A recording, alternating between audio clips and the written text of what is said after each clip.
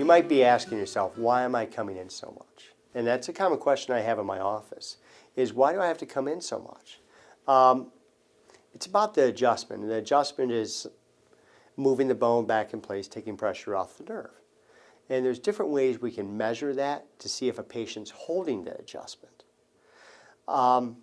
So when I get a patient on the table, I check their leg lengths and I can see if the pelvis is off or not, and palpating and motion in it. Some of the doctors there might do instrumentation.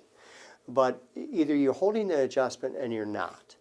And a lot of people, I find, don't hold the adjustment as long as they used to. I've been doing this 25 years. It's funny because I had a conversation with a chiropractor who's been practicing for 42 years. And he said to me, he goes, I realized that a lot of my patients aren't holding the adjustment as long as they used to. So there's three things that could move a vertebra out of alignment or cause a subluxation. Physical stress.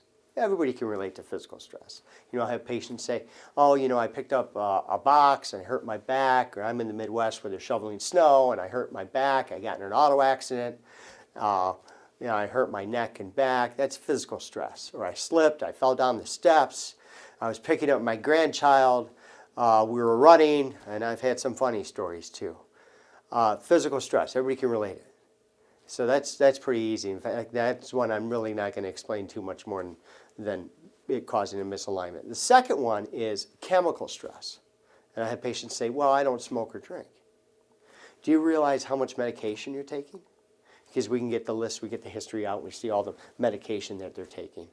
And we go into detail. Do you realize each medication has a side effect? And how much an impact it's making on your body? Well, how can that cause a misalignment is one of the questions I have.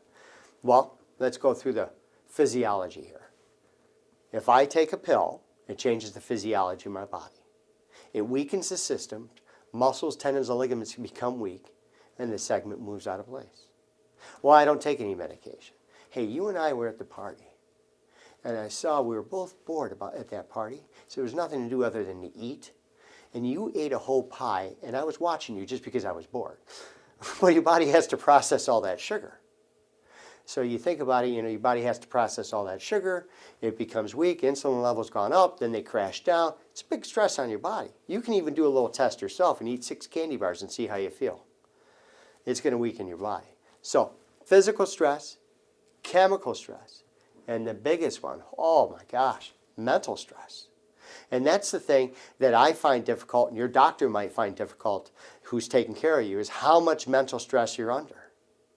You know, our society today is under a tremendous amount of mental stress. I love the older patients that come in and I ask them, is our society stressed today? Oh yeah. Think about it. 1 out of 9 people are taking some kind of antidepressants because they're so stressed out. In the United States, the wealthiest country in the world. It's pretty intense.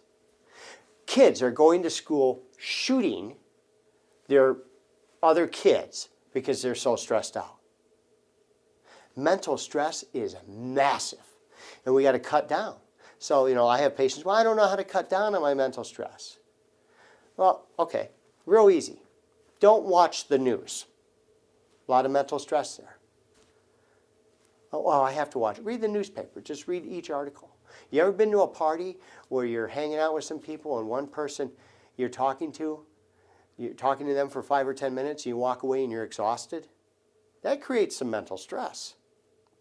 That's huge. So you have to make little steps. And I don't expect patients to make big steps because they won't stick with them. It's little steps in the physical, mental, and chemical area. You know, another thing is sleep. You know, I had a patient who's telling me that they're not getting better, and we start doing a history, we find out they're only getting 4 or 5 hours of sleep. Well, how's your body going to heal?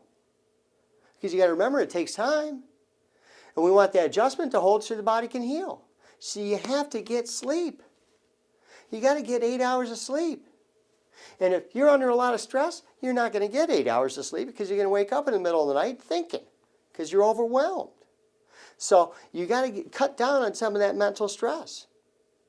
You got to cut down on some of that chemical stress. You got to cut down on some of that physical stress if you can. And you have to get sleep so your body can recover.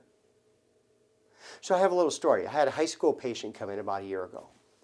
And I was adjusting her, and I realized she's under a lot of stress. She has all honors classes. She's a senior, going away to college, got a lot going on in her head. And I was wondering why she wasn't holding an adjustment, because, I mean, she just wasn't responding like a patient should. Come to find out, I said, how much sleep do you get? She goes, I get 4 or 5 hours. And she thought that would be normal for her. And it's not. See, when your body is healing, it needs a little bit more caring, some loving. And that's the thing. You can ask your doctor these questions is, how can I improve on some of these things? And he or she might have some very good ideas for you. And another thing is you know someone experiencing pain? Get him into the office. Refer them in. Just remember, healing takes time. And 3 things are going to cause misalignments: physical stress, mental stress, and chemical stress.